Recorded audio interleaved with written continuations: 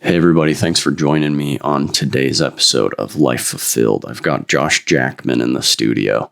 He is a brilliant young man. He's my age, and he is just doing so much. It truly is amazing. He's the founder and CEO of an up-and-coming tech startup company. They are in the manufacturing space as well, and they are going to do big, big things. I'm very grateful to know this guy. He is the perfect example of all those videos and everything you hear about spending more time around people who are better than you, because he is by far better than me when it comes to business, and he's probably a better person too. So I'm grateful to have him in today. Definitely listen to what this guy has to say. It'll be very valuable for you. I'm excited to get going. All right, everybody. Welcome to the Life Fulfilled podcast. This is actually our first episode, and we're lucky enough to hear from Josh Jackman, one of my dear friends. He is one of the most impressive men I know. Been a great friend of mine since we were kids. Hit it off back in one of our classes in high school, biotechnology. A couple of athletes. He was a big football player. I was a soccer player. I think we were both wrestling. Yep. Dabbling in the wrestling game. Josh was lifting thousands of pounds powerlifting. But anyway, we were just a couple clueless guys who loved listening to rock and roll in class. And then we had to do a science fair, and we ended up taking that Ended up thing doing all pretty the good. way. Ended up doing pretty good. Not expected. So I left and did my military stuff, and Josh did his stuff, and then reconnected due to business. So it's been a fun ride. So really quick on my side of things, I'm investing in one of Josh's companies, and one of the big reasons everyone needs to hear this is because in a couple of years I plan on telling a lot of my buddies and acquaintances, I told you he'd be a unicorn. So I'm excited for that day to come. Absolutely. You're a really impressive guy. I just want to have you explain a little bit about yourself, kind of how you started. How did you figure out you wanted to be in sales, business, Sure. all that? Explain your mission, things like that, things that happened there that even on that type of sabbatical, whatever you want to call it, how did that even improve your business? You bet. You've learned from every single thing in life to make yourself better, your business is better. So we all just need to hear it. So go ahead and explain a little bit about yourself. I appreciate that. Well, I want to hit on the friendship piece. We've known each other it's well over a decade at this point. And I think it's funny that, you brought up the sports piece. And it was funny how back in high school, we're all immature, we're all dumb, right? But soccer and football didn't really mix well. But I remember we always had a great time, and we had a lot of fun in that class, had fun wrestling. It was really good. And I'm glad, and I really appreciate your friendship. My background in business, I would say it's derived from sales. I think that I'm trying to think if there's any outliers here. I think every good business guy or gal that I've met has a background in sales. And what that sales is, whether you're doing door-to-door, whether you're doing something that's your own product, whether it's an actual tangible or something in the tech world, I think that sales is absolutely critical. And I've been selling things since I was 6-7 years old. A little bit of background into my life. I was we weren't raised with a lot of money. We were raised, very much in the lower class from a finance perspective, but my mom took amazing care of our family, did a great job of everything she did. And it was really quite amazing what she did with all of the kids here.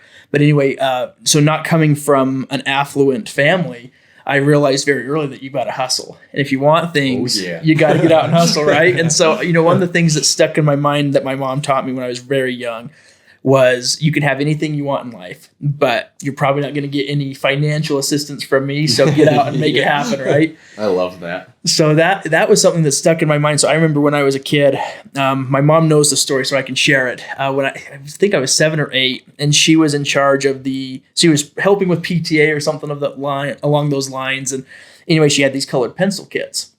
And I remember thinking I wanted to buy something. I don't remember what it was. But I remember I knew if I sold some pencils, I could make some money. So I stole some of those. I shouldn't say stole, I borrowed them. Pencil packs from my mom, was selling them door to door and getting a little bit of money that way. And, I look back at it, and it's funny now, but I remember even in elementary, I was sitting there with some folks that you'll remember, Brody Blackhurst and TJ Wynn, some of those guys that went to elementary with, and had this little elementary mafia going on where we were selling baseball cards and selling treats and candy and pieces of your lunch and all that stuff. But I realized at a very young age that if you can figure out what someone else wants and what someone else needs, and you can be the solution or provide the solution, there's always opportunity to help someone else out and help yourself out at the same time. I think that's one of the crucial and key components of running a business is everyone gets into business with, their own motives for themselves, right? Their own goals and their own desires. But I would say what I've seen separates those that have long-term success versus short-term success is if you're really doing something that helps someone else. And that could be one individual, it could be a market, it could be a niche, it could be the entire world. But if you're helping someone else, I think that you have a lot better chance of succeeding because you're doing something that at some level is beyond you. Yeah. So I would say those are some of the core pieces from my early childhood that really drove into this. And then as I got into junior high and high school, I learned at a very quick age again how to communicate with others. And while a lot of our friends and acquaintances were out partying and having fun in junior high and high school, I was never a big partier. I was invited to all of them, and I could have went to all of them. I remember even as kids, you were like, "I have a meeting." Yeah. And I'm like, "Yep. What's a meeting?" What's a meeting? I never found the appeal to it, right? Yeah. And there's nothing wrong with partying and having fun. Like, don't get me wrong, but I found it more intriguing to go and meet with these older, experienced gentlemen and gals who had success. And so, at a very young age in high school, my junior year specifically, I really started honing in on going and just finding people to talk to. And I met with some really high-end folks like Ryan Smith from Qualtrics, Deloy Hansen. At what age were you meeting with someone like Ryan Smith? So Ryan I met with, and I was fortunate because we were in a pretty close geographic location to him. My first real sit down with him, I was 16. Okay. Deloy, I believe I was 16 or 17. He was the former owner of Real Salt Lake. Met with, and then just really high caliber folks that were in a geographical area where I was able to get a hold of them without having to drive up to too far away, right? And now even then when social media was less, you couldn't just, you couldn't just hop on Instagram and send a voice memo and hope for somebody to reach out. Because that's what I've done with this whole new social media thing. It's like, I'm going to send this guy a voice memo. He gets millions of other messages probably a day, but maybe he'll reach out or maybe she'll get back to me. How did you go about meeting these high scale people as just a kid? It's a great question, and it's something that's kind of funny. In the world we live in now, with technology being literally at our fingertips, as much as we want or as little as we want, you can reach out to folks. You can even have a direct line to them. It doesn't mean they're going to respond to you. They're busy running their own lives and their businesses and whatever other endeavors they have. And so I've always had the mindset that get in front of them, whether you're passing them in a hallway, whether you're stalking them to their car. I can share some of those stories. It's really getting in front of them, because then you're putting a face with the name. If I see, person ABC shows up on Instagram messaging me, like, well, I don't have a connection to them. However, if they stop me while I'm out shopping or while I'm getting, a drink or I'm going to eat, like, there's a face and there's effort that's, I would say, uncommon these days. People aren't as accustomed to just going up, shaking someone's hand and introducing themselves as they used to be. So I learned that at a young age. And so when I was 16, 17, what I would do is I would march myself into these guys' offices or gals' offices and say, hey, I want to meet with this person. How do I get in? Because they have their gatekeepers. They have their secretaries. Like, you're not marching all the way to the top. But persistence was a big piece, because the secretaries, he's available in 6 years. So, And I'd say, okay, 6 years doesn't work, but maybe 6 days. I could probably make that work. And so just persistent. Exactly. And so being persistent, and it's always you're on the line, right? You don't want to be a nuisance, but you want to be persistent. You don't want to necessally get yourself into trouble. Correct. Yeah, you don't want to get arrested or anything like that. But these guys, that was, like you being a founder of a company that should do pretty amazing things. I would assume that some teenage boy or girl, like, heck, if my daughter weren't 2 years old, I'd be like, you need to go meet with these people, because I don't necessarily care for you to go and study certain things in college. Yep. I know that for me, it's really impressive when I've had kids reach out to me, and I'm no crazy superstar, but I do well on everything that I do. And I've had teenagers reach out and be like, can I shadow you? I have to work these days of the week, but I have Fridays open. I'm like, yeah. Yep. I expect you at the gym at 5 a.m. with me, and then we will get to work the rest of the day, and it'll be great. And you're going to meet very influential people, and it just impresses the crap out of me. And I'm sure you're the same way when you've got these people reaching out. Yeah, I've had a number of people that have reached out, and we've been able to have some really fun experiences. You know, one of my favorites recently, so I'm a big car guy, as you know. And, and like to play around with some of the exotic cars, the fun cars. Anyway, we were at a dealership, Clayton, my CFO, and I, you know, Clayton. We were at a dealership and with one of the sports cars, and we were just chatting about one of the up and coming cars at this dealership with a good friend of mine who's one of the sales guys.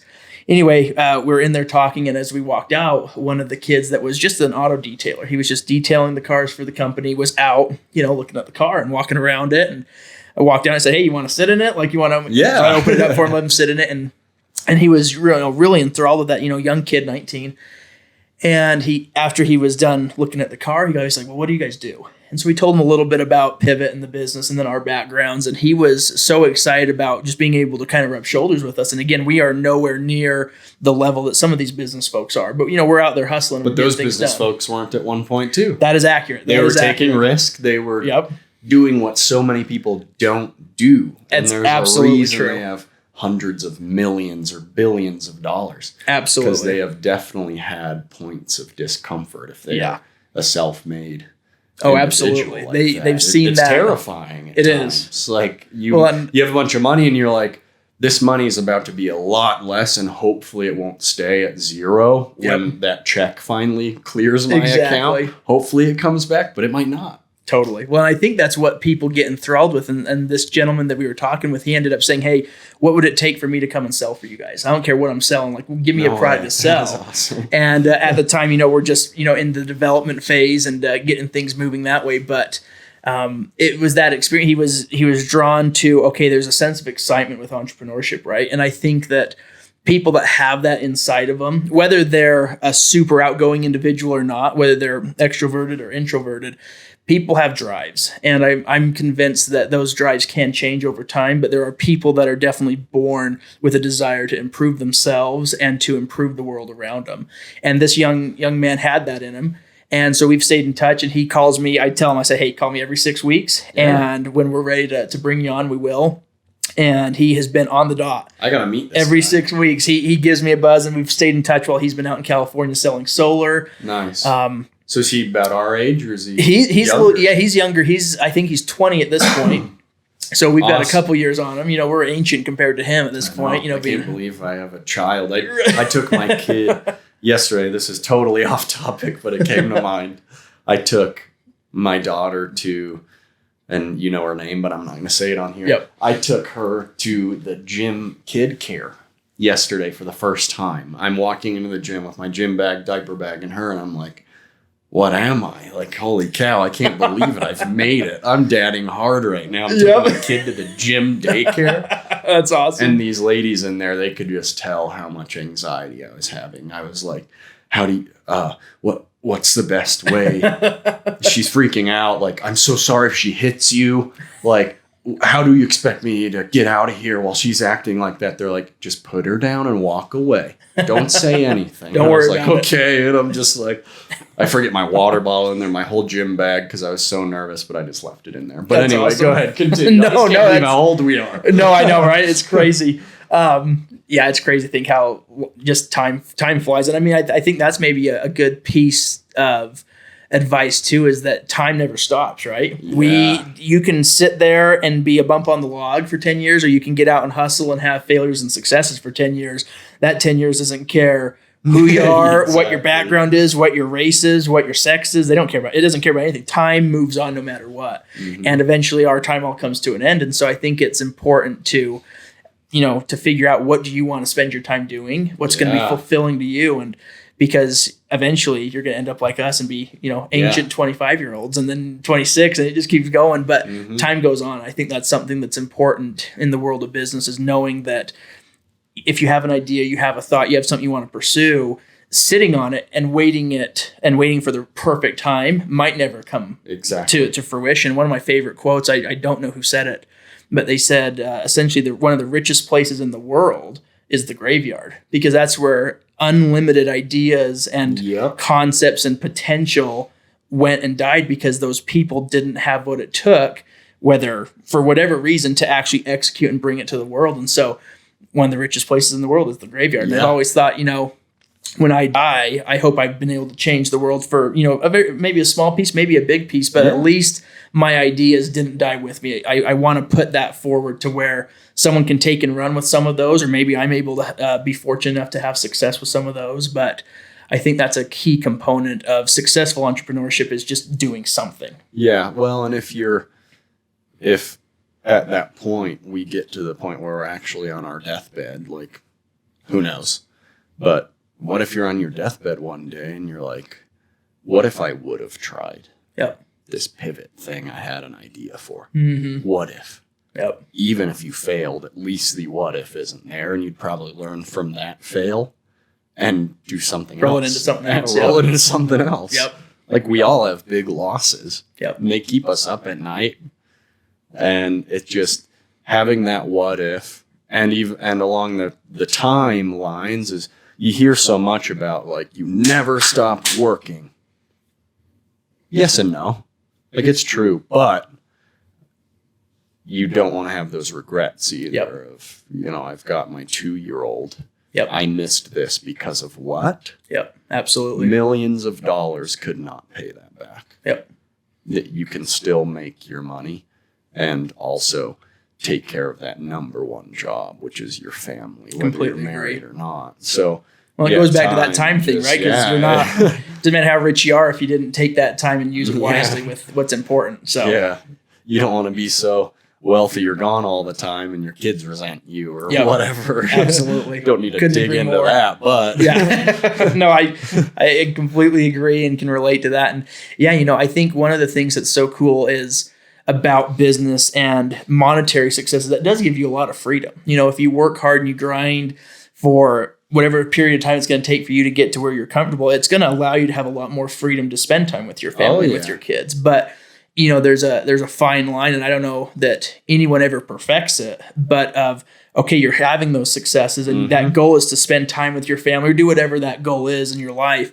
But then you get to that point where you could, and then do you actually make good on that, or do you just keep going down that pathway of grinding, which, again, there's nothing wrong with that if that's what you've decided is going to be for you in your life. But if you choose to have a family and to try to grow that, that's clearly a priority. And so you got to be able to balance that. Well, and you can, the saying is that you can't create more time, but like with these things, yes, they're important.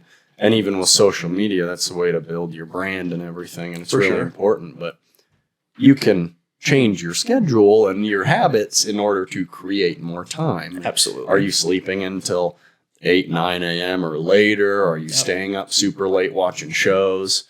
Like that whole thing with the Netflix CEO mentioning their biggest fascinating, right? Sleep. Like that alone tells me, maybe the blue light should go away at bedtime. Yep. And I can create more time by actually getting up when that alarm goes off. Absolutely. And yes, there's times during the day when you can't have those meetings with people at 4 a.m. unless they're in China. But it is possible to create more time. And a lot of these teenagers that I'm dealing with now, it's like, man, if you can learn that now, and that's a big thing with you is before I left for the military, if I would have known, like, I got to go out and make connections and learn from these guys, it could have changed me a lot. I'm glad at the point of where I am, but you know what I mean? Yeah, absolutely. These kids learning like, hey, you can get face to face with an adult and speak to them. Yeah, that's right. They're not so scary. Yeah, they're not that much different than you are. They're going to be really happy that you talk to them and ask them questions.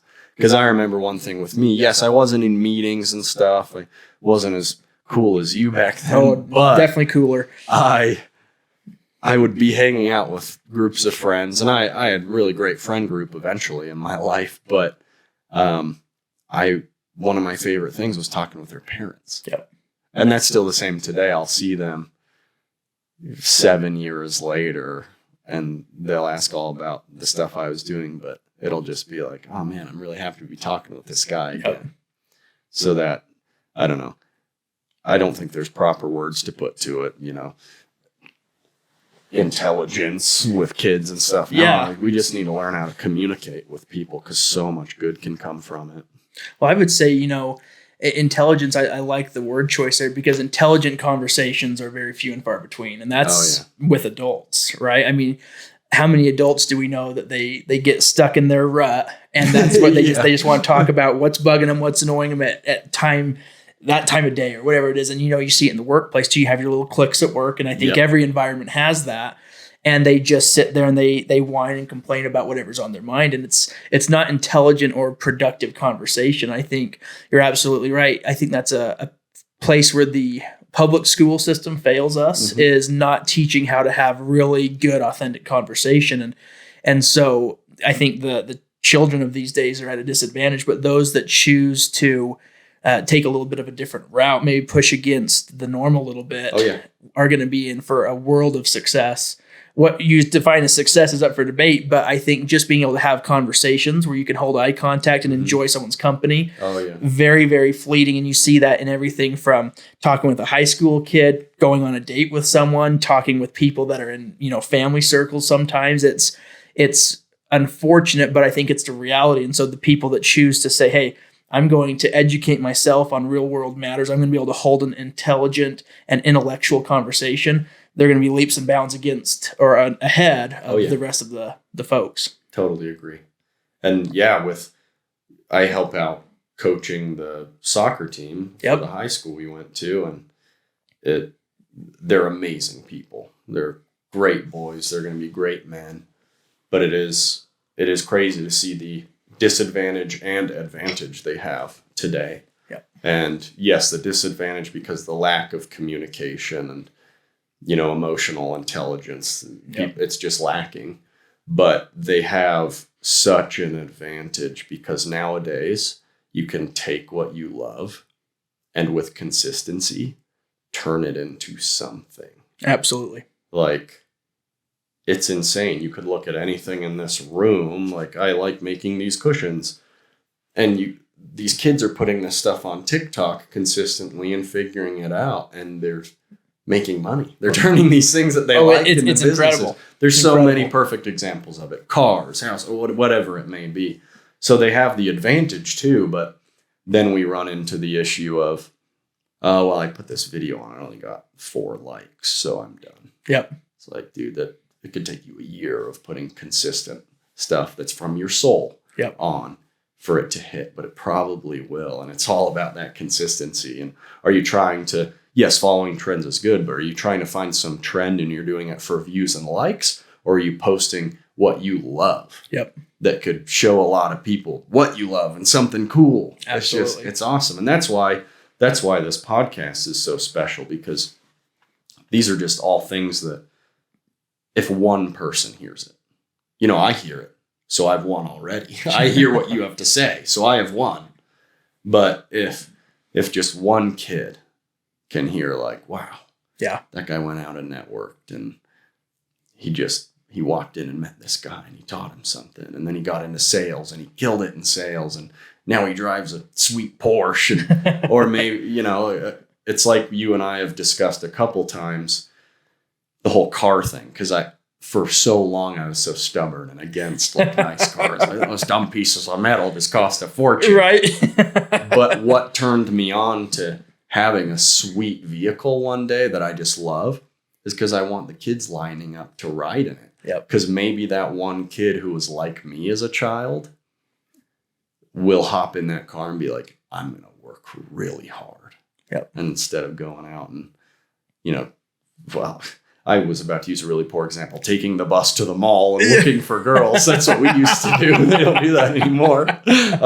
Instead of doing whatever. Yep. Instead of sitting there and scrolling on my phone, I'm gonna start working because I'm gonna drive a Porsche one day. Yep. And then that he or she can just go out and make huge differences in the world, and it just keeps going and going. Absolutely. I mean, how cool would it be to know what triggered in a Warren Buffett's mind or in a Steve Jobs' mind, or, name the successful entrepreneurial man or woman that's had success. Like, what was it that they heard, or what was it that they saw that really triggered it? And maybe it was a car. Maybe that was what motivated them. Or maybe they heard, I don't know if there were podcasts back when Steve Jobs was a kid, right. But, hearing maybe something like inspirational. Yeah.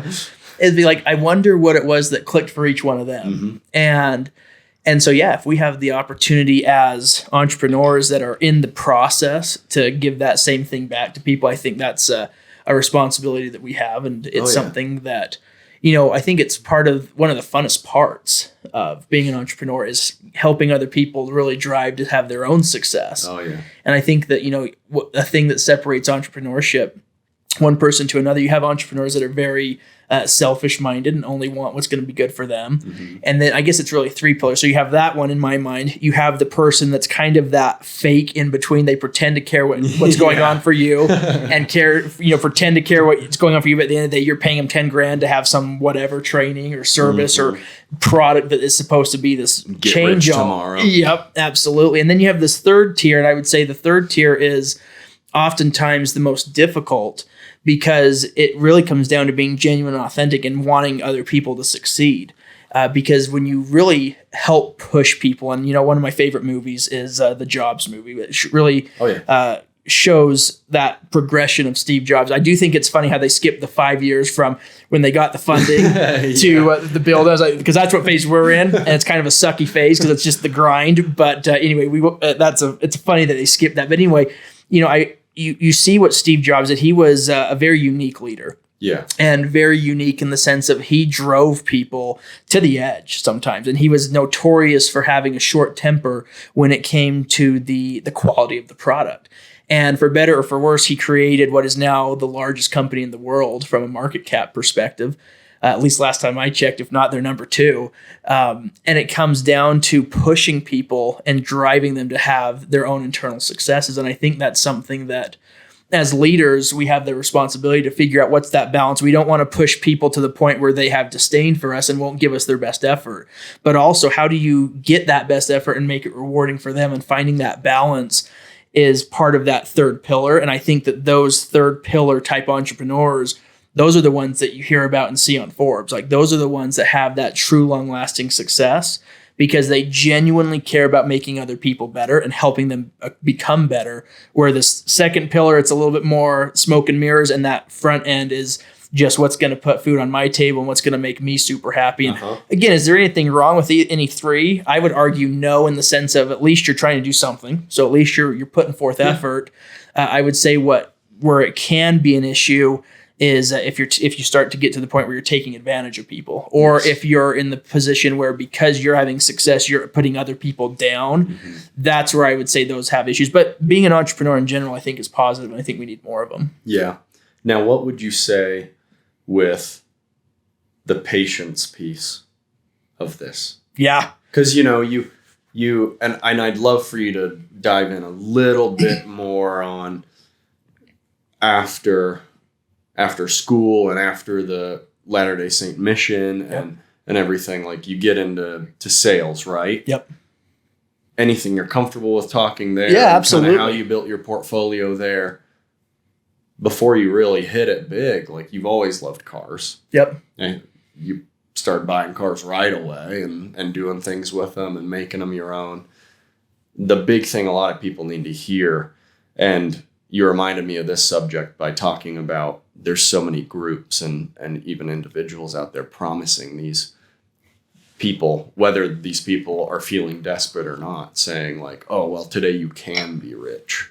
Next week, you can be financially free next week. If your passive income is more than your expenses, you're financially free. And it's like, I drive this or that right away. And it's just, patience is such a big piece. It absolutely is. So what do you think about that?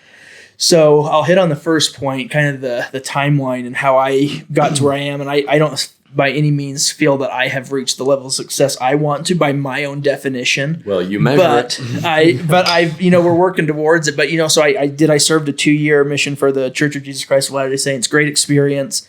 Learned a lot about myself, learned a lot about communicating with people, learned a lot about serving others. And I think those things really pushed me in a way that I wouldn't have without that experience. So I'm grateful for it. When I got home, it's actually a funny backstory. So cars is what led me, in all honesty, to the success I've had. It comes down to one story.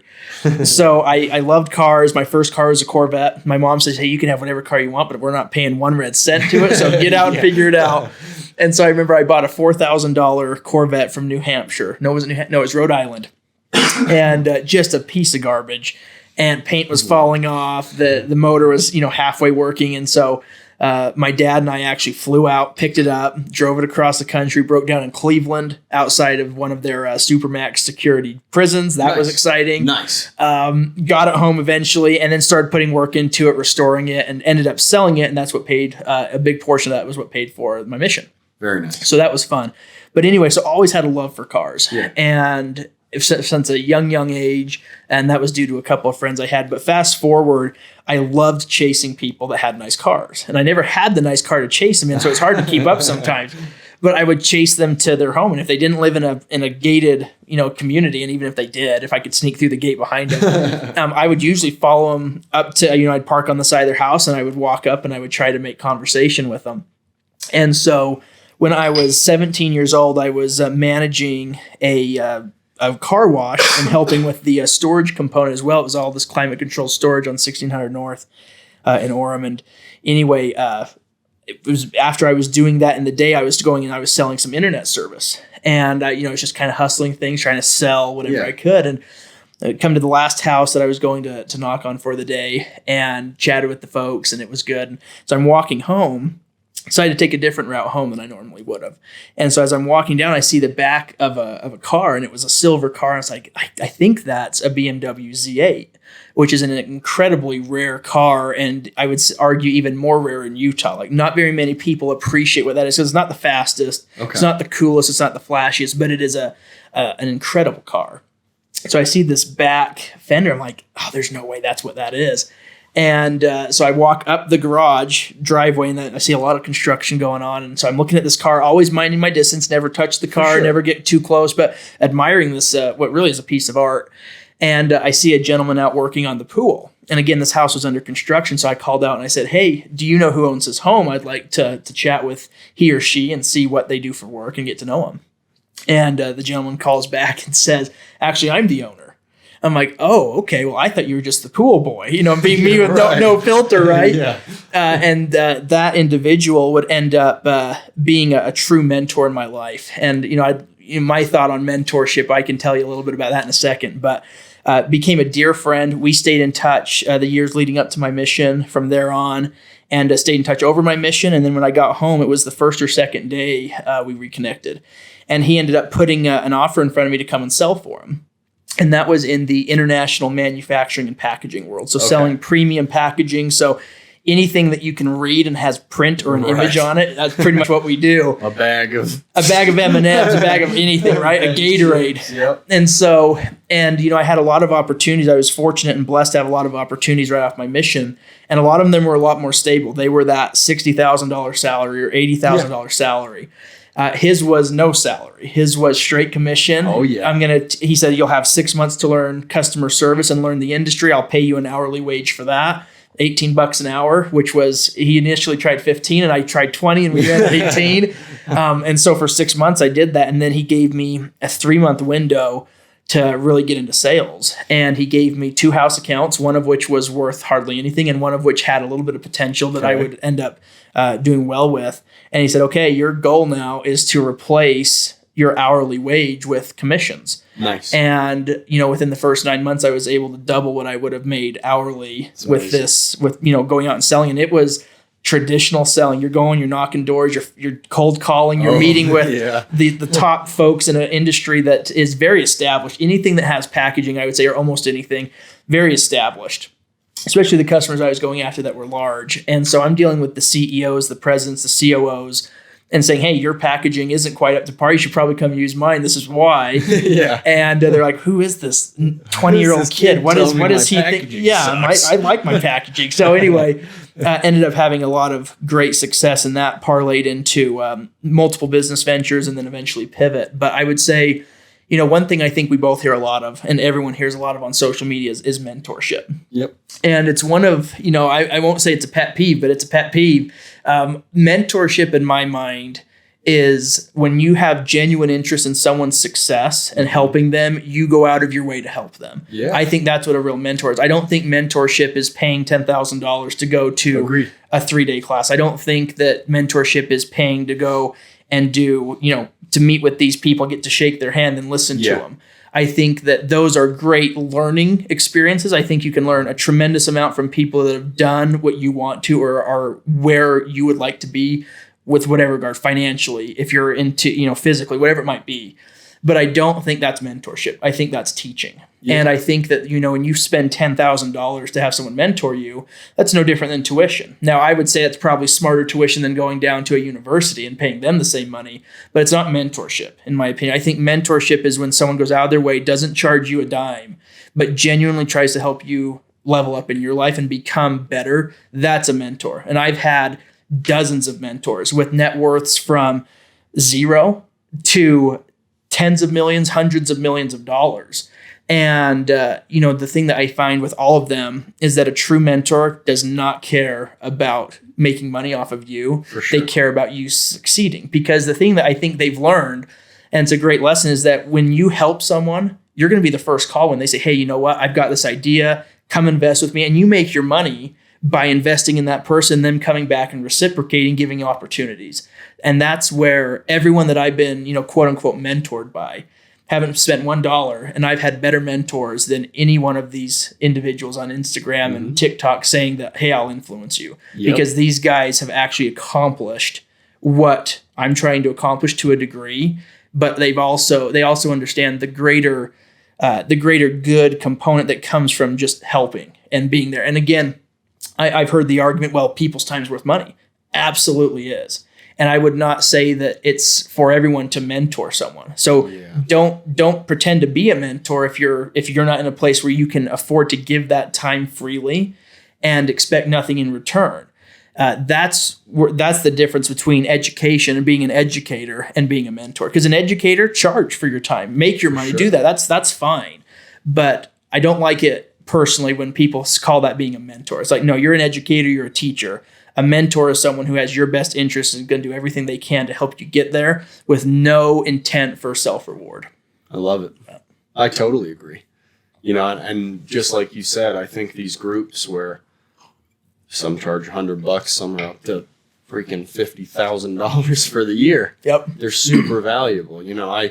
I've paid for a couple of courses or whatever it may be, just an event where a few people speak, and they're awesome. There's something to take away from that. Absolutely. But I totally agree with that mentor piece. And a mentor is so valuable because they just care about you so much. Yep.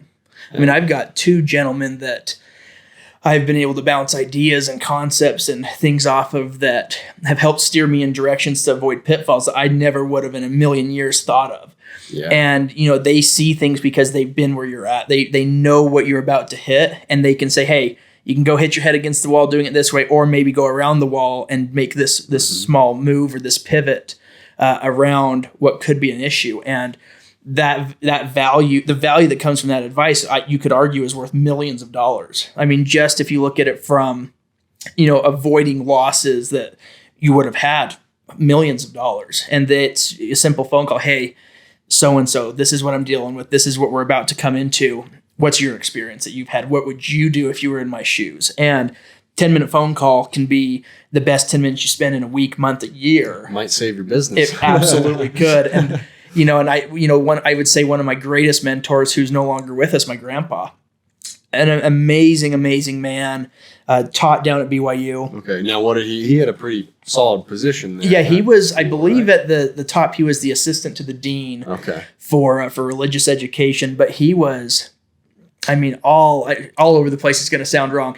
So multifaceted in his career, but also his knowledge. So he focused in on religious education at BYU, but he had essentially a 7-part doctorate that he earned. That was everything from philosophy to business to psychology to religious education. Really, I wish I could do him justice by knowing all of what it was a part of, but an amazing man and amazing just concepts, and he really helped me. I was fortunate enough to spend a lot of my time between the ages of 20 and 23 with him.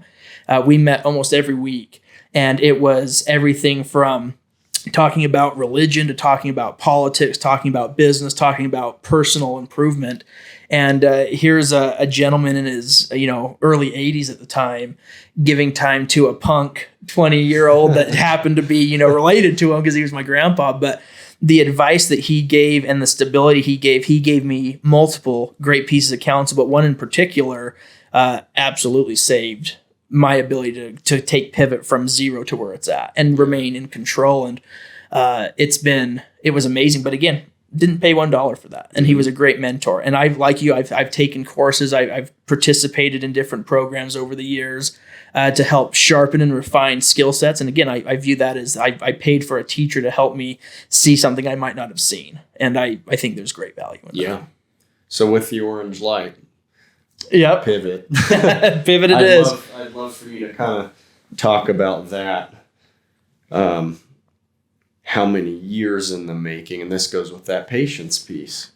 Being an investor, I'd probably call you way more times a week than I should. No, not at all. But that's just what I do, and I would love for you to talk on the years you've been in it, how it started, what you're comfortable with speaking of. Yeah, absolutely. With Pivot, because it's all valuable for people to hear. You bet.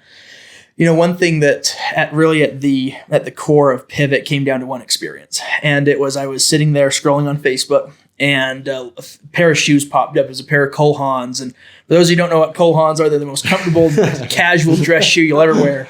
Not the fanciest, not the most expensive, but the most comfortable. Hey, you can wear them with slacks. That's right. Yeah, you can. And I do. So I'm sitting there, and it was a new shoe. I'm like, you know what? I really want to buy those. So I click on it, going through the process to buy it. And all of a sudden, Facebook kicks me out of their, workflow into Cole Haans. And so all of a sudden I'm redoing this again, and I was just infuriated. And, maybe that speaks poorly on me that I got infuriated because I couldn't buy a pair of shoes, but I was just so annoyed at how cumbersome the process was, right? And so I ended up not buying the pair of shoes. And I called my buddy Clayton, again, who's my CFO, and I said, dude, you will not believe what just happened. He's like, are you like on a date? You find the girl of your dreams, or what did you like this car? Like, what's going on? And I said, no, I couldn't buy a pair of shoes. And he's like, you got to be kidding. And so I told him, and I was like, I think we can do this better. I said, why is social media so outdated in certain components, but yet everyone spends hours of time on the average on these social media platforms, especially in our age, right? That 16 to 32 demographic, it's insane how much time people spend on social media. And I said, this is ridiculous that it took me more than 2 minutes to try to buy a pair of shoes. It should have been Amazon-esque, where it's a 2-click process. And, when you look at what Pivot is now, and we can talk a little bit about it, but that was all that story and that experience is at the core of what we are doing at Pivot. We are trying to simplify the social media experience by putting more power into the user's hand. And that user can be an everyday user. It can be an influencer or a creator. It can be a business, small, medium, or large. They're all users of social media. And so making that experience easier based on what you're doing and what you're trying to get out of social media is huge. And that's what we're going after. So, we talk about the process now. So that was really day one of Pivot, was can't buy a pair of Cole Haans. And we started gathering data and collecting, doing surveys and collecting information on what do people like about social media and what do they not like.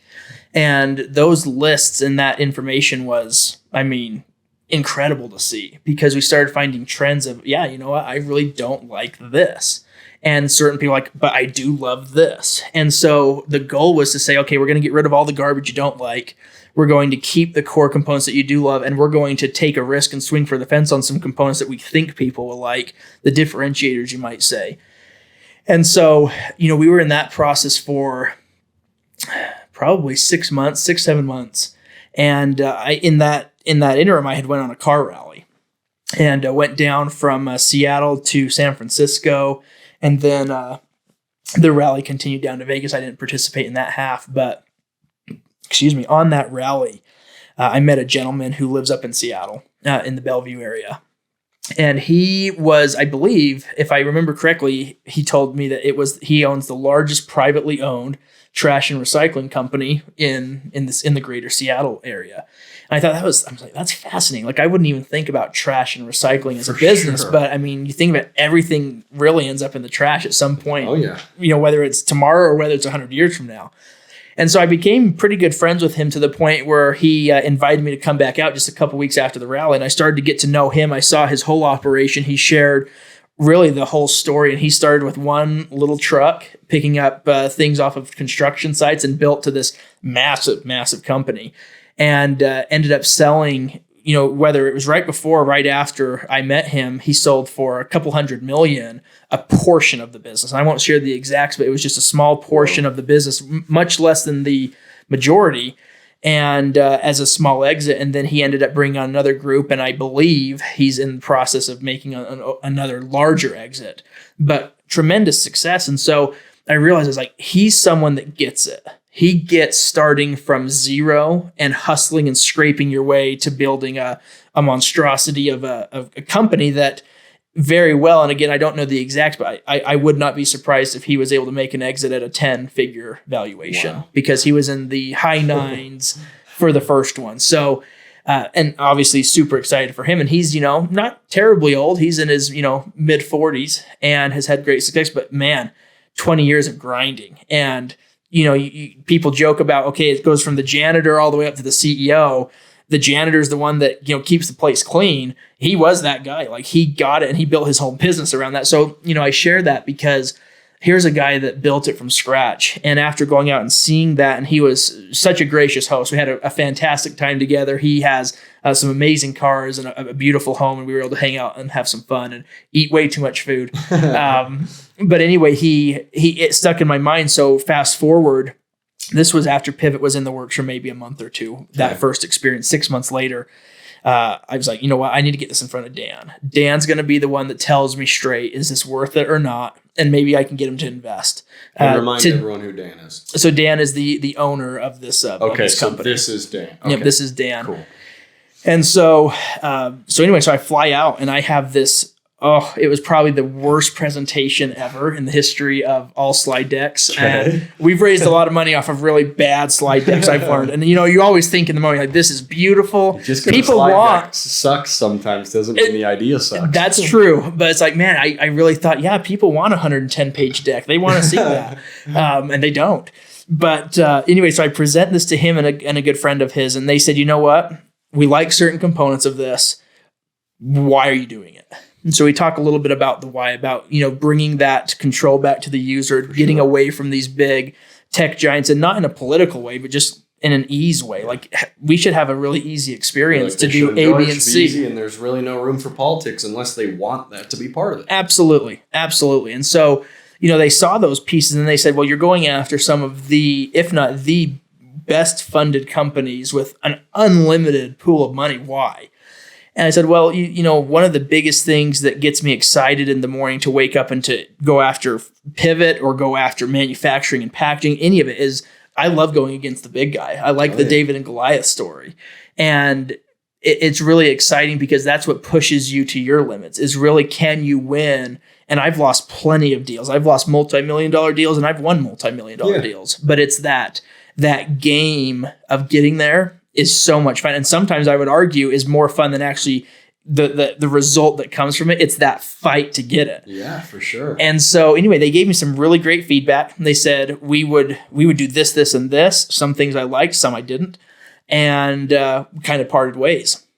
And so then you fast forward into the next year, and Clayton and I are starting to really look into it, and we're scribbling things up and drawing what this thing could be. And then at that point, Nathan, my little brother, got involved. Nathan actually got involved almost at the beginning, so he was involved at this point right off of his mission. And again, as we're talking here about patience, just a whole year was dedicated to just figuring out, is this worth it? Can we make this happen? And so a year had gone by, and I believe it was June of 2020. It would have been June of 2020. We were trying to now figure out, okay, how are we going to develop this thing? We think we've got the data to support why we should at least try. And so now how are we going to fund it? And how are we going to develop it? Those are the two big pieces. So the funding piece ended up coming from, I was super fortunate that COVID was really bad for a lot of businesses. For manufacturing and packaging, it went through the roof for the segment that we were in, because at the end of the day, you're still eating. Oh yeah, you're still eating, and sure. you're never gonna pour Cheerios out of an iPad. Is something I remember hearing, and I love that, because it always will be out of a package. And so I was blessed to have some really great accounts come through. That those commissions has ended up how I started paying for Pivot. And so we were able to figure out the funding part, but we were courting multiple groups to develop it. Ended up going out with a firm that had tremendous success, very large names in their portfolio, everything from Twitter and Amazon to Capital One and Fitbit in their portfolio out of San Francisco. And, we sat there talking with them, and I'm sure they looked at us like, what in the world are these two teenagers and their little brother? What are they doing? And but we were able to, again, back to selling, we were able to sell them on our vision of what we were trying to do. And we've kind of flipped the tables on them in the sense of, do you think you can step up and build this? Like, we're doing this. Can you be the one that does it? Do you think you're capable? Are you good enough to do it? And they bit hard on it, and they went with it for us. And, we were extremely fortunate that they did, because a lot of these other firms, not only would they not have provided the same quality of work, in my opinion, but there were some financial components as we were getting super scrappy that they were very lenient with us. And we were able to negotiate terms that a startup should not have. As a startup, you don't get net 60 terms with a $500,000 line of credit. Doesn't happen. But we were able to do things and do that. And we've been extremely fortunate in being able to have mobility when you might not otherwise have. And so we start that process, kind of vetting it out, ended up sinking in with this group, and really enjoyed that process. So then, we really formally kicked it off in September of 2020.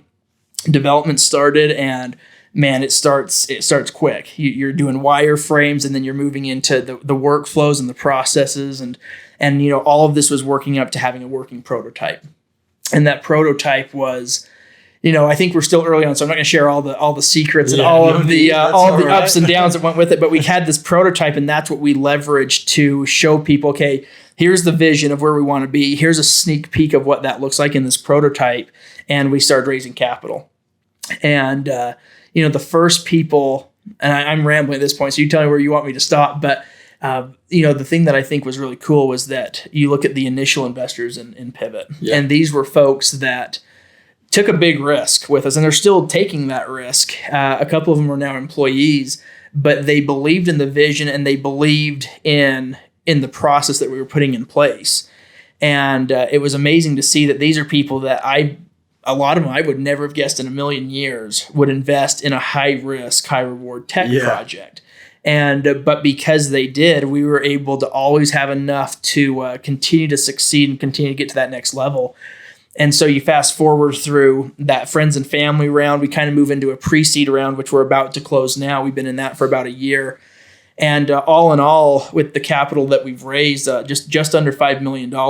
And we've done it at a very healthy valuation for the company, which is allowing us to give investors, and you being one of them, you understand this, giving the investors an opportunity to not have to be diluted every single time we raise capital. It's no, you have this equity, and until we go public, that equity is yours at that valuation, which is awesome. And so that anti-dilution that we built in from the beginning was very purposeful. We wanted to really reward our investors for taking that risk with us, but also giving an awesome opportunity for the company to raise large amounts of capital, which is what we're currently, we're in the process of preparing for a formal A round, and working with a lot of the large venture groups and starting to really get the vision out there, which is exciting. But so then, last September, kind of going back to the timeline, September 8th, we launched our soft launch.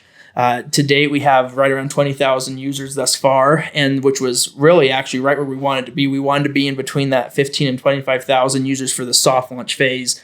Soft launch phase being, okay, did we build, is the bones of the structure solid? something I'm super proud of our team for doing. We have not crashed once, and which is awesome. a big deal. And we've built it in a way that whether we have 20,000 or 20 million or 200 million, it's in a way that's very scalable instantaneously. And so we shouldn't have issues. Never not going to have any issues, right? But we do. Right. We're not going to have a lot of the issues that come from using open source code and leveraging white label product. And so being the fact that we coded everything from scratch, and we own that code, it's been nice because we've been able to prove out things within the app that otherwise, a lot of times when you're proving out an app, you're worried about, okay, what's causing it to crash? What are the bugs?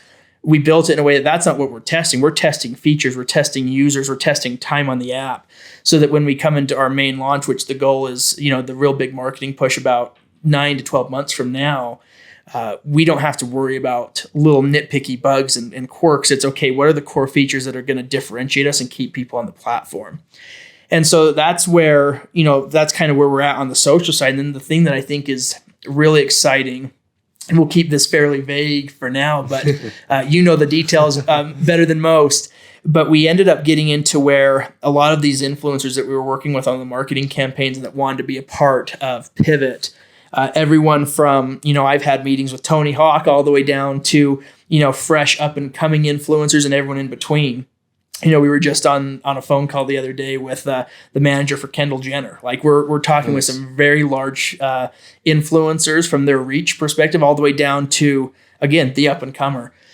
And the thing that we kept finding was that a lot of these influencers are not great at monetizing and running a business. They're great at creating viral, fun content. Mm-hmm. And so one of the things that Pivot's doing to separate from the Facebooks and Instagrams and Twitters of the world is helping these influencers to truly be able to monetize. And we'll be rolling out a lot of pretty exciting PR releases about how we're going to do that. And all the details of that.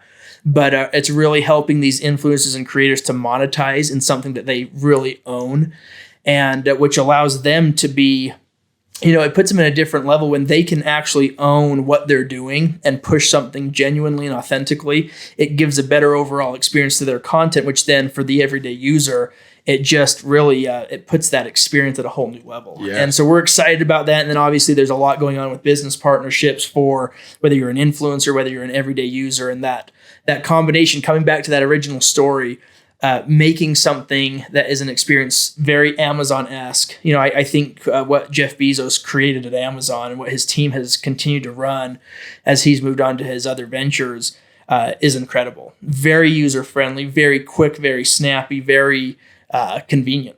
And so as we bring those components into Pivot, I'm excited to see what we're going to do. And you know what? We could fail. There's 100% chance that we could fail, and there's a 100% chance we could succeed. Where we go and what happens is going to be up to our team, how we execute, and our ability to sell that vision, then execute. I think every business, every politician, anyone that's talking to people, they present something, and what differentiates a good business leader, a good politician, a good, whatever it may be, a good manager, is did they do what they said they were going to do? And if they failed, did they own it, and did they have a solution of how they're going to move on? Or did they just fail, didn't do what they said, and they're expecting you to be okay with it? And that's, I think a differentiator with a lot of different folks. But that's the phase we're in, right? We're going to see really where this pushes. And I'm betting on us. Awesome. I'm betting on our team, and I'm really excited to see where this goes. Cool, man.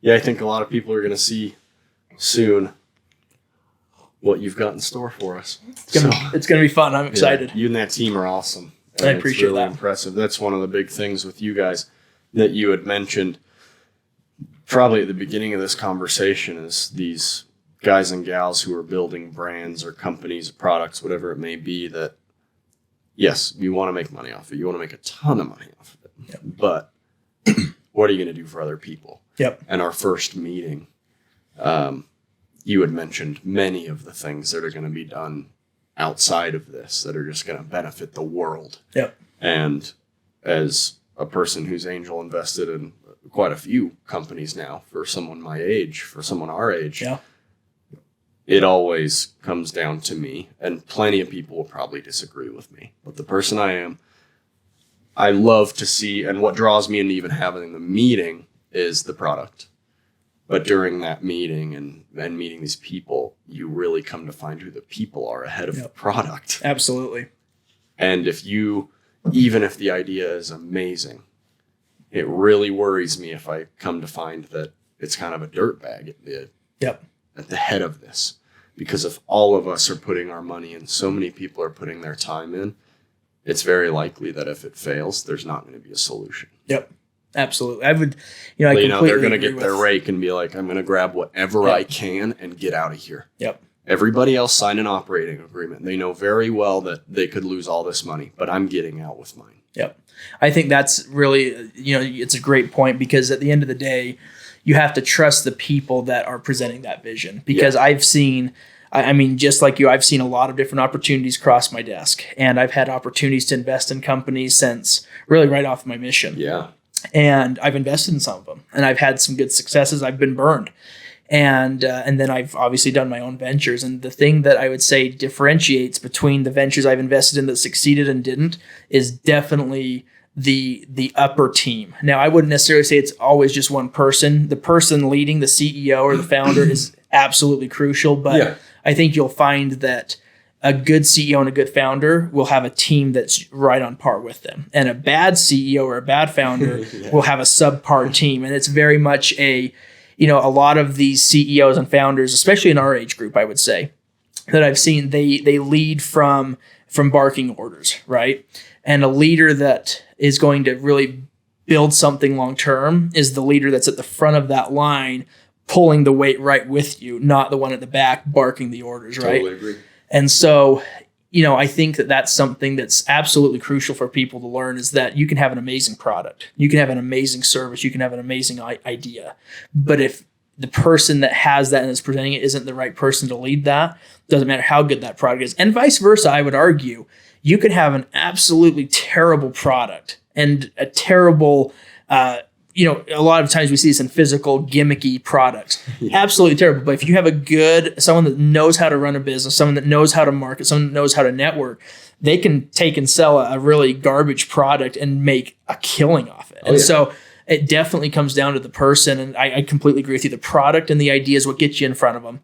And then the determining factor, at least for me, and I think it sounds like for you, is does the person that's presenting it back why I like this product? Yeah. So. Yep. Well, that's amazing. And I'm so excited to see, even if I didn't invest in Pivot, I'm just so excited to see what happens with that. And it is so valuable. We talk about mentors, and you hear it so often, surrounding yourself with people who you believe are better than you. Yep. The way I measure my own successes, there's a lot of depth to that. Like the time I get with my girls, the way I treat people, the impact I'm making in the world. But I also measure success by what I'm doing in business. That is one of the things that I look at. Totally. And it is so easy to find people in that part of my success measurement. Yep. It's easy to find people who are better than me. You're one of them. I don't know about that. So, one thing I like that you comes to mind is, we talked about this earlier, is the definition of success, right? And I think monetary, the dollar piece has to be a part of that. Yeah. Now, should it be all of it? I don't think so, but that's up for each person. But one thing that I've always viewed the monetary piece of it is it's a great way to keep score against yourself, right? It's a great way to keep track. And, being both of us were athletes, you're much more athletic still than I am. But being in that athletic mindset, it always came down to, we had one goal, and it was to win. Oh, yeah. And so money is a great way to keep track of who's winning. And, that's obviously what the Forbes list are, is tracking people's net worth. And I don't necessarily say to compare yourself against other people in that sense, but you're comparing to yourself, like, okay, 1 year ago, are you worth more now than you were? Yeah. It's a great way to keep track of that component of it. And it also allows you to not get your eyes set on a squirrel, right? Mm-hmm. The whole squirrel mentality, the shiny object. There's so many gimmicks out there of, invest in this and this and this, and then you end up losing all your money. You need to focus on, okay, I'm going to do this to make sure that I have improved within a year. Yeah. And if you're comparing against other people, that's typically not a good way to do it in my mind, because that person might be at the end of a phase. So let's say they started a business and you're comparing against that. And then all of a sudden you see them pivot, no pun intended, but it's a good word, to another type of a business, another market, another industry. Well, you might say, oh, well, I'm comparing to them. I've got to do that too. You don't see that they've been in that for 5 years and they've accomplished their goals within that. Mm-hmm. You're only seeing from the outward perspective, hey, I saw them when they were doing real estate. Now they're doing supplements. Yeah. Like they see that transition. They don't realize that person probably already capitalized. And so focusing on just continuing to beat yourself, keep track of it that way. Have your big goals. Have the person that you want to beat from a net worth perspective. That's awesome. That's fun. That's healthy. That's absolutely agree.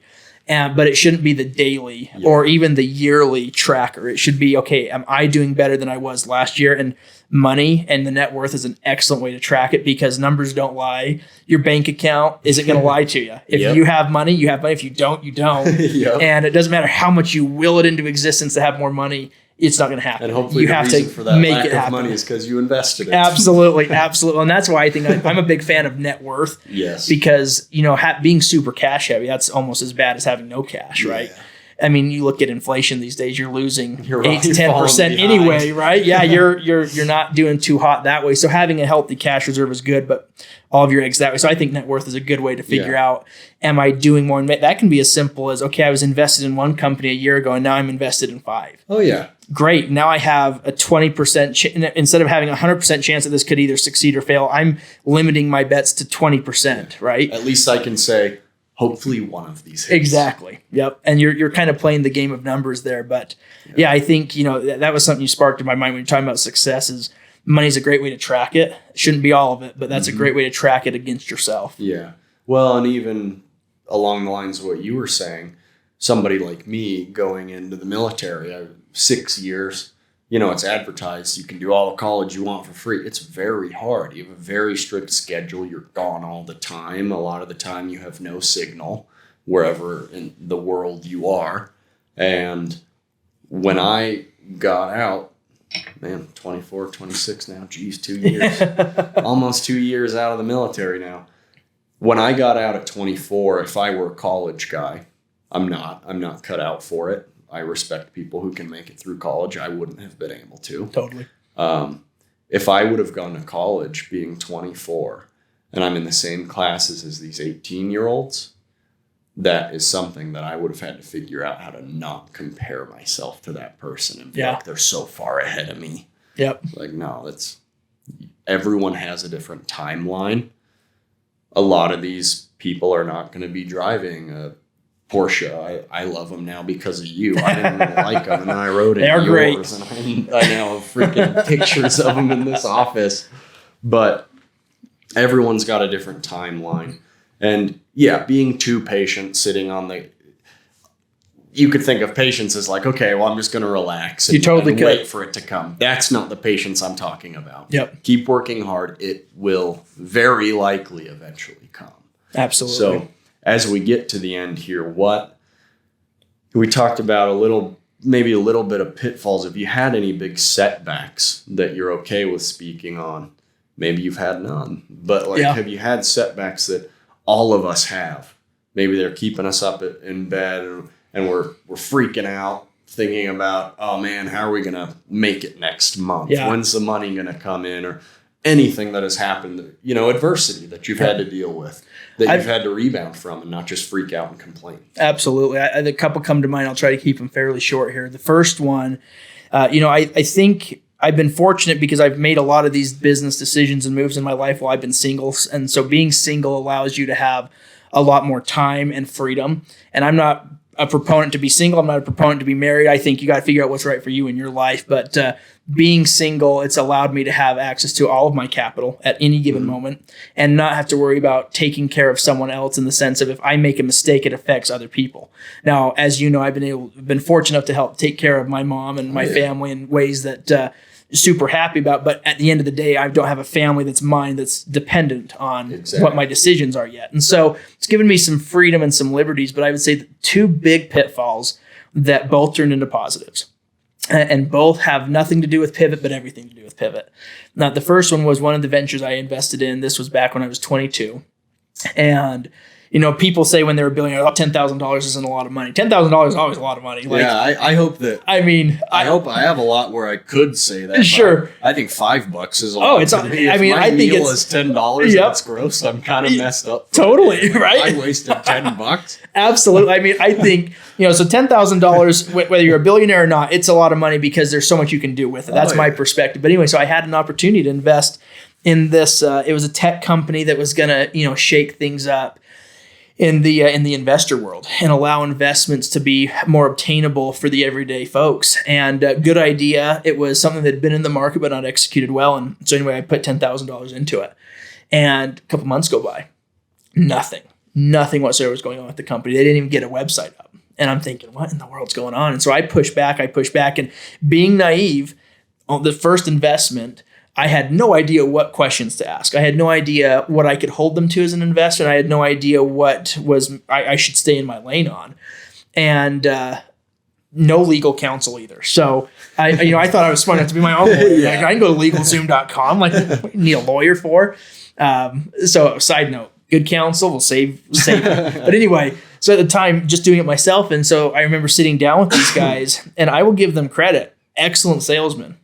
And excellent presenting the big picture. And anyway, I sit down with them and they're like, look, this is where we're at. They showed me the financials. They showed me kind of the next steps, and they had 2 big investors on the line. And they said, look, this is where we're at. Do you want to participate more? And me thinking, oh, okay, they answered my questions. They made me feel good. I'll do another $7,500. So I'm in this thing $17,500. And at the time, I was that year, I think I ended up making 120, 130,000, maybe a little bit more. And so it's not like it was nothing by any means. And also trying to save for a house and all these things. Sure. So I put it in. A couple months go by, nothing. And so then I start getting like really, really mad. Yeah. And anyway, so I took some counsel from a couple people that were mentoring me, and they said, okay, look, you're getting scammed here. These guys are clearly either completely incompetent and incapable, or they're just taking your money. Ended up being really that there was an incompetence to it. They weren't taking my money and running. They would always be responsive. They just were incompetent folks. And my due diligence did not have the strength behind it because I didn't know what I was doing. Exactly. So anyway, I lose that money, and they, we went back and forth, and it got to the point where I was going to have to end up suing them to get anything back.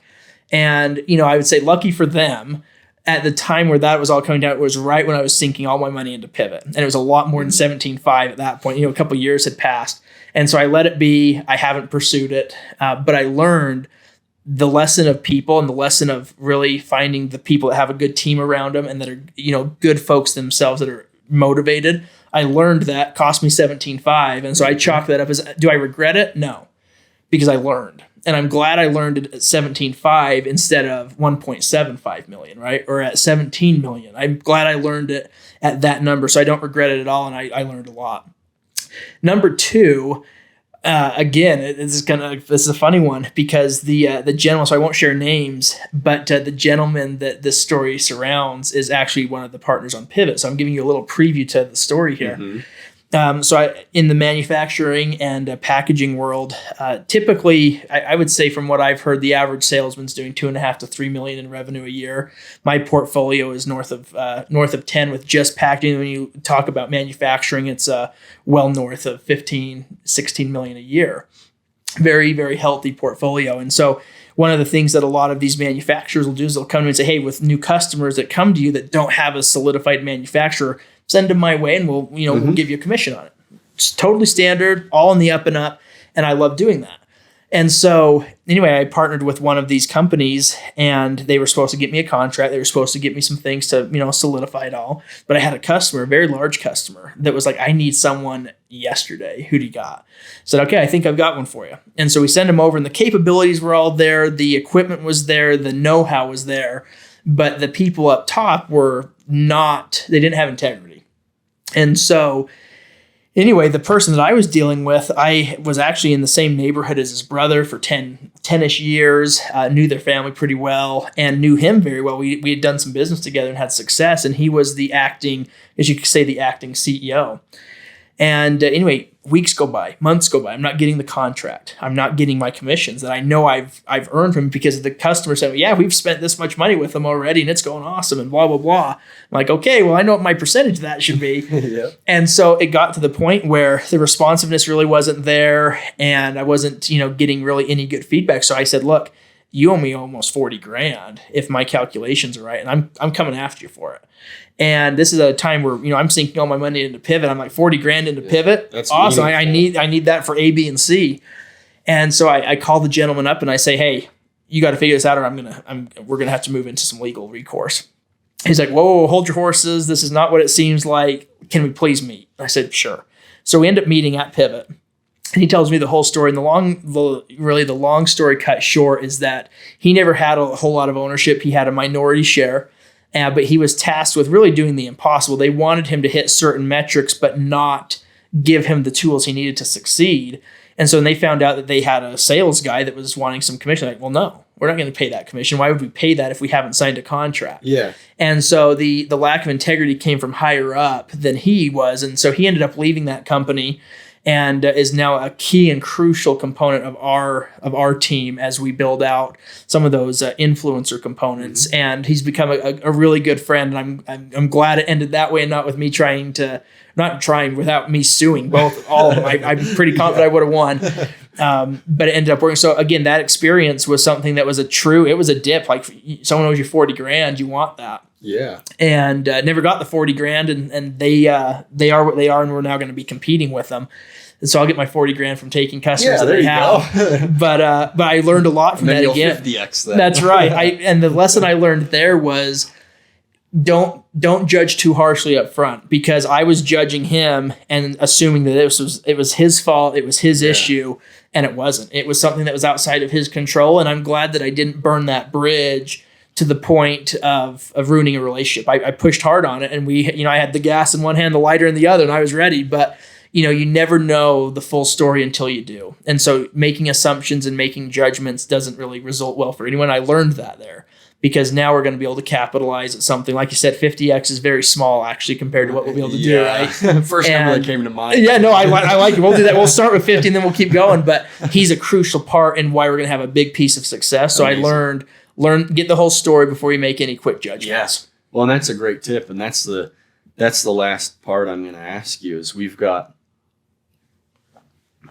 kids, young kids, teenagers, parents, single adults, guys, gals, whoever it may be.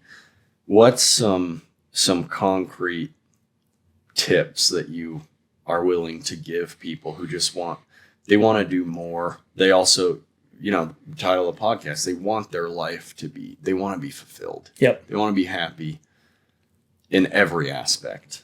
But you being such a businessman and taking so much risk in what you do and finding success in so many things, what kind of advice, just quick advice, do you have for these people? Yeah, I would say the first one is a lot of people say dream big. And I like that. I think dream big is great, but I think you have to dream big and then you have to achieve big. And achieving things isn't given to you. You have to work hard for it. So I would say dream big, but then go and achieve big. Number two, one of the phrases that I hate to a sense, but I also understand, is when people say, go do something you love.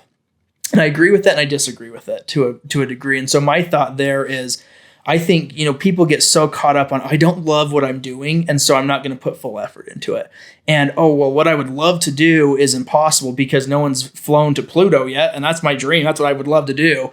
And so they get stuck up on, I don't love what I'm doing, so I'm not going to put any effort in. I think the first key component of being an entrepreneur is find something you're good at. Don't find something you love necessarily. Find something you're good at. And you're going to love the money you make. Absolutely. So. And that exactly is the mindset, because that will fund, then you can do something that you truly love. And I would argue that when you're having success and you find something that you're good at, you will most likely learn to love what you're doing because you're good at it. People love and find, enjoyment in being good at something. Yeah. And we're all good at different things. So I would say, don't find something you love to start. Find something you're good at and then capitalize on that. Get some resources behind you, whether that's a couple $1,000s to invest or whether that's tens or hundreds of thousands.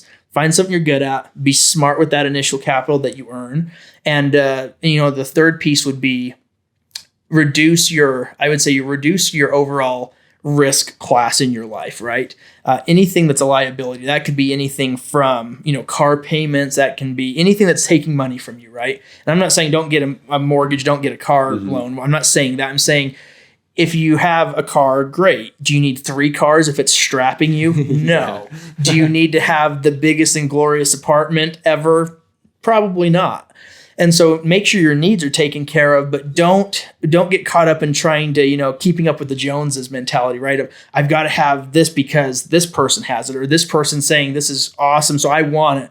Don't get stuck in that. Don't get caught up in that. Into that comparing yourself. Yeah, That's don't an unhealthy way. No, don't compare, and it's costly. It's costly because if you play that game, you will always lose because there's always someone with more money than you, unless you're, I guess, currently Elon Musk.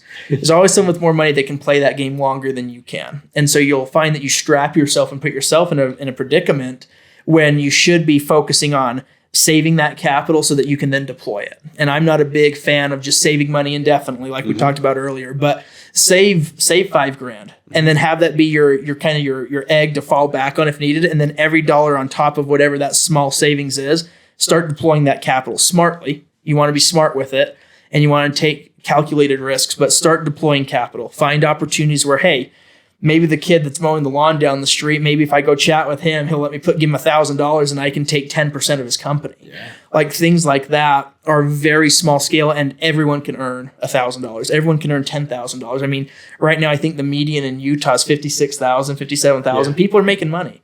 And so if you can learn to take and put away 10, 15% of that and then deploy it in increments, you're going to start diversifying yourself. And simply by diversifying yourself in that portfolio type of a mentality, you're going to meet people. And those people are going to push you. Those people are going to have ideas. Those people are going to have ideas for you. And you will slowly start to see your net worth increase, in my opinion, if you do that. Yeah. That's awesome, man. Thank you for taking the time to be here and just have so much valuable stuff to share with us. Like I said, if just one kid who's being told they can't do something hears it and says, wow, I can do that. I can. We always talk about like dream big, you can do anything you want. You really can. Like anything that I can think of is probably possible to do. For sure. But you cannot just sit there and wait. Because so many people are like, all right, well, I gotta be patient and wait. Don't just sit there. Get out and do the work. Yep. You can still enjoy your life and work really hard. Completely agree. So thank you, man. And I'm excited to keep following what Pivot does, and I'm sure everybody who got to hear what you have to say is excited to follow it more and tag along for the ride, because it's just amazing to watch these companies grow, and Utah's the place to do business. Completely agree. So it definitely is. It's going to be amazing, and I appreciate you. If people reach out with questions and such, you're very much one. I'll shoot an email over. Please do. If you have time, I'll gladly send the kid a response. Please do. That'd be fun. Because if we've got teens reaching out with questions, I just want to do anything we can to help them start to put those bricks into place on that wall of success that they're building, because it takes a long time to build. It does. So you have my support in anything like that. Yeah. Thanks a lot for your time, man. Yep, I really appreciate you being here. Thank you for having me. And thanks for listening, everybody. That's Life Fulfilled. And we hope that you've taken a lot of valuable information from this. And there's just so much to learn each day. So go out and learn and try to find enjoyment in everything you do, even if it's that job, like Josh said, even if it's that job that you don't necessarily enjoy right away. Finding success in that job is going to be very enjoyable. And you can take that into your life and have fun and be with the people you love. So thanks again. We appreciate it, man.